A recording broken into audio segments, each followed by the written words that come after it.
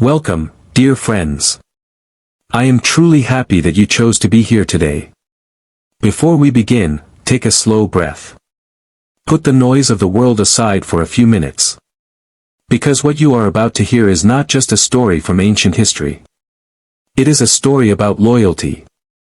About betrayal. About love that does not break, even under the weight of death. It is the story of Hazrat Issa, peace be upon him, and the 12 men who walked beside him. And it is the story of what happened when the most powerful people of his time looked into his eyes and said, "You must die." Let us begin. Part 1, The 12 Companions. Hazrat Issa, peace be upon him, did not build an army. He did not gather weapons. He did not collect gold. He did not sit in a palace surrounded by guards. Instead, he chose 12 ordinary men. Fishermen. Workers. Simple souls with rough hands and honest hearts. These men are known in history as the Hawariyin, the disciples. The closest companions of Hazrat Issa. Among them were men of different personalities. Some were bold and fearless. Some were quiet and thoughtful. Some were quick to speak. Some preferred to listen.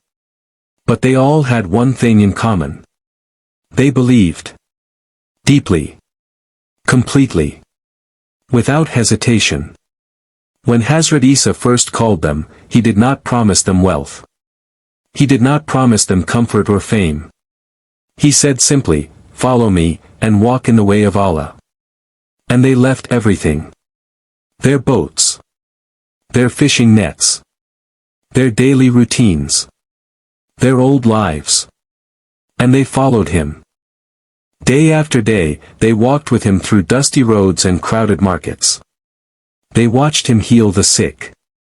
They heard him speak words that reached deep inside the human soul. They saw miracles with their own eyes, miracles that shook everything they thought they knew about this world. And with every step, their love for him grew stronger. These 12 men became his family. His inner circle. His most trusted hearts. He taught them not just with words, but with his life. He showed them how to pray with true sincerity. He showed them how to treat the poor with dignity. He showed them that real strength is not in power, it is in patience. Real greatness is not in authority, it is in service. He once sat down, took water, and washed the feet of his companions with his own hands. His companions were shocked. They said, "Teacher, you should not do this. We should be serving you." He looked at them gently and said, "I am doing this so that you may learn. The one who leads must first learn to serve. The one who is greatest must be willing to be the least." This was the kind of man he was. And these 12 men, they gave him everything they had. Their time. Their energy. Their loyalty. Their love. Part 2, The world turns against him. But not everyone loved Hazrat Issa. In fact, the more his message spread, the more certain powerful people feared him. Who were these people? They were the religious and political leaders of his time. Men who sat in high positions. Men who wore fine robes and spoke with authority. Men who had built their power on a system, and Hazrat Issa was threatening that system. Because Hazrat Issa spoke the truth. He looked at the corruption around him and named it, openly, fearlessly, without hesitation. He walked into the places of worship and said, "This house of Allah has been turned into a marketplace of greed." He looked at the leaders who burdened ordinary people with heavy laws while living lives of luxury, and he called it out. He told the people, "The ones who speak the most about religion are sometimes the ones farthest from Allah in their hearts." These words were dangerous words. Not because they were wrong, but because they were right. And the powerful always fear the truth. So the leaders began to plan. They watched him. They followed him. They looked for a way to silence him. And slowly, the walls began to close around him. His companions could feel it. The danger was growing. The tension in the air was rising like a storm. But Hazrat Issa, remained calm. Because he knew something his enemies did not know. He knew that Allah was watching. And Allah's plan is always greater than the plans of men. Part 3, The Night of Betrayal. And then came the darkest night. It was a night that would be remembered for thousands of years. Among the 12 companions, there was one man whose heart had quietly changed. His name, in historical tradition, is remembered as Judas. No one around him knew what was happening inside him. He walked with the group. He sat at the same table. He listened to the same teachings. But something had broken inside him. Whether it was greed, or doubt, or the whispers of Shaitan, we do not know for certain. Only Allah knows what truly lives in a human heart. But on that dark night, he made a terrible choice. He went to the enemies of Hazrat Issa.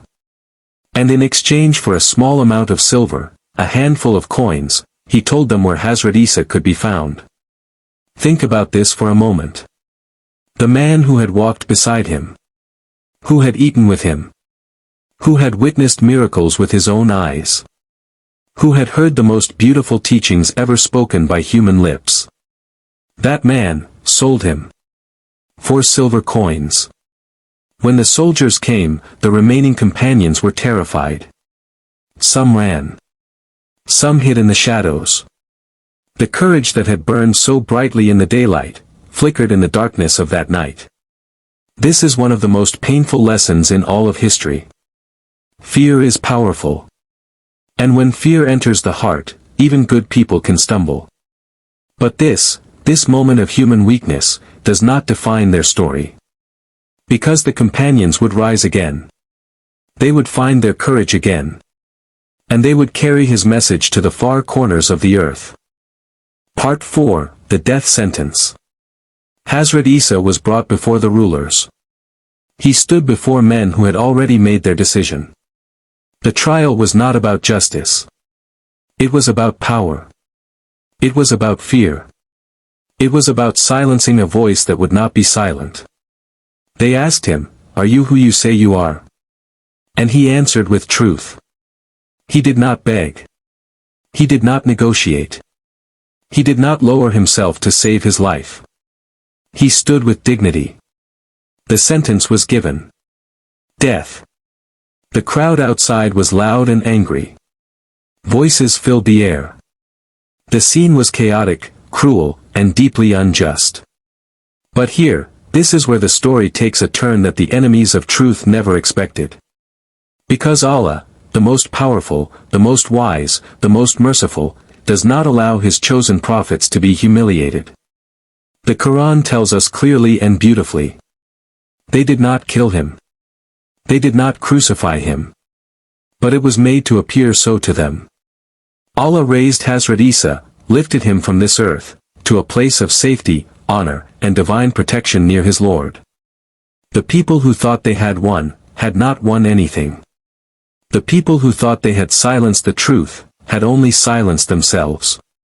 Because the message of Hazrat Issa did not die that day. It spread. And spread. And spread. Carried by those 12 ordinary men, across deserts, across oceans, across centuries, until it reached every corner of the world. This is what happens when a message comes from Allah. No human hand can stop it. Part 5, The Companions Rise. After that terrible night, the companions were broken. They were confused, scattered, and afraid. But grief does not last forever in the hearts of those who truly believe.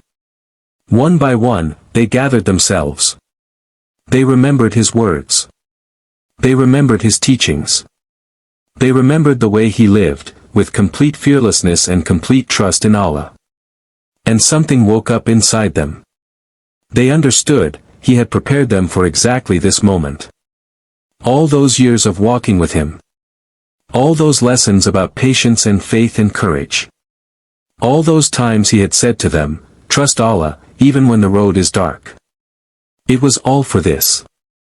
And so, these 12 ordinary men became extraordinary. They traveled to places they had never been. They spoke to people who had never heard the name of Allah. They faced threats, imprisonment, and hardship. But they did not stop.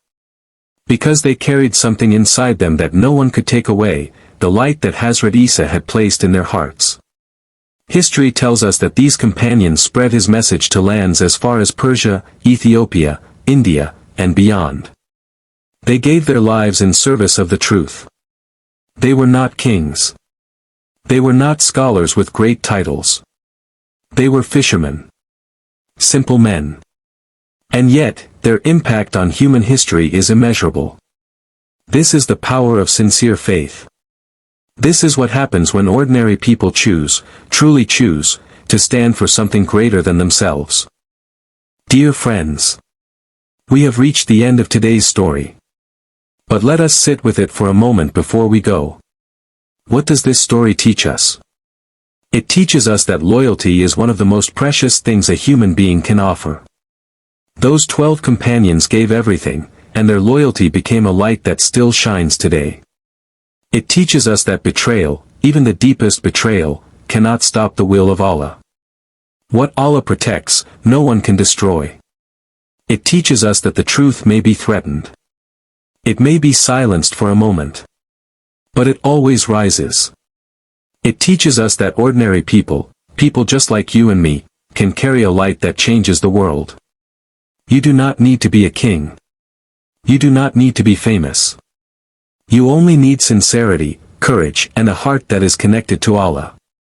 And perhaps most of all, it teaches us that Allah never abandons those who truly belong to Him. Hazrat Issa, peace be upon him, was raised by Allah, safe, honored, and alive.